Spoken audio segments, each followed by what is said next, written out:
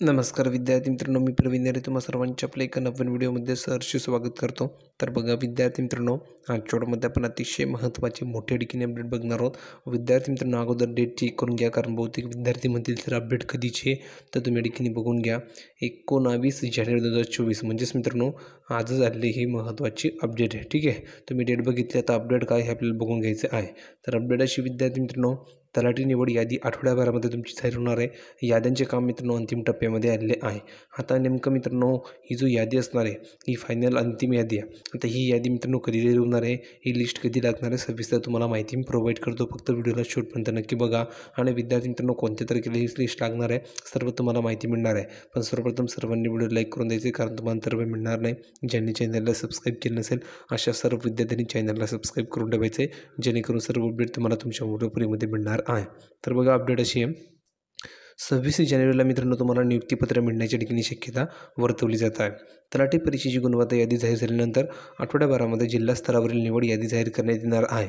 जात संवर्ग व जिल्ह्यातील रिक्त पदानुसार याद्या आणखी तयार करण्याचे काम अंतिम टप्प्यामध्ये आले आहे। म्हणजेच काय मित्रांनो, तर जिल्हा स्तरावरील ही निवड यादी असणार आहे आणि यामध्ये मित्रांनो कॅटेगरी वाईज तुमच्या ठिकाणी संवर्गनिहाय जिल्ह्यातील मित्रांनो रिक्त पदानुसार ह्या याद्या तयार करण्याचे काम अंतिम टप्प्यामध्ये आलेलं आहे।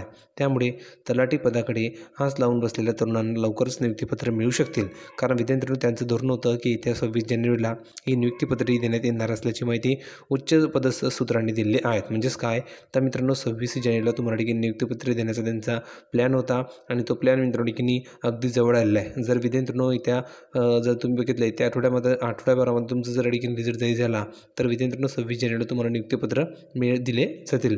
पुढे बघा काय सांगितलेलं आहे, निवड प्रक्रिया कोर्टाच्या निकालानंतरच बहुप्रतीक्षित तलाठी परीक्षेची गुणवत्ता यादी जाहीर करताना 13 आदिवासी बहुल जिल्ह्यांमधील पेसा अंतर्गत रिक्त जागांबाबत सर्वोच्च न्यायालयाने मित्रांनो प्रकरण प्रलंबित असल्याने हे जिल्हे वगळून मित्रांनो 23 जिल्ह्यांमधील निवड यादीची प्रक्रिया सोमवारपासून सुरू करण्यात आलेली आहे।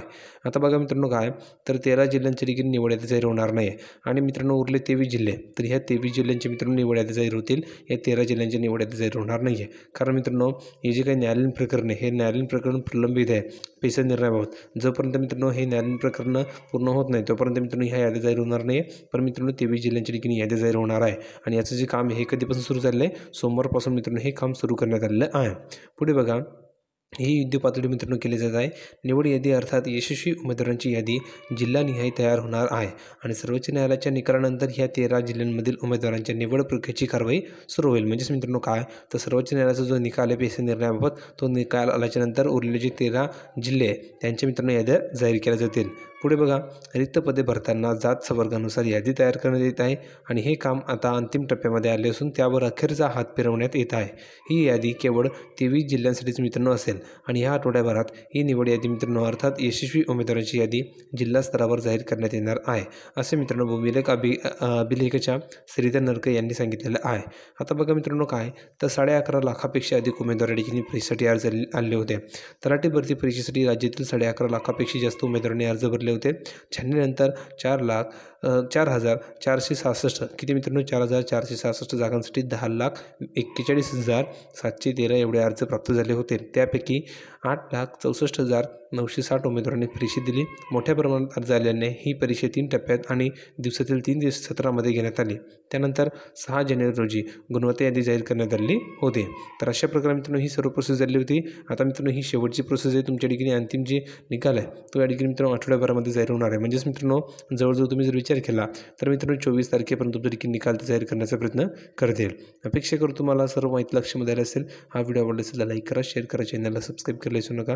भेटूया पुढच्या व्हिडिओमध्ये नवीन अपडेट घेऊन, तोपर्यंत धन्यवाद।